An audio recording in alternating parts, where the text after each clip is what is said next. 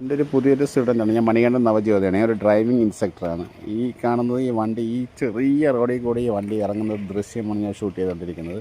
വളരെ ശ്രദ്ധിച്ചിറക്കിയാൽ മാത്രമേ ഇതിങ്ങനെ പാസ് ചെയ്ത് വരുള്ളൂ.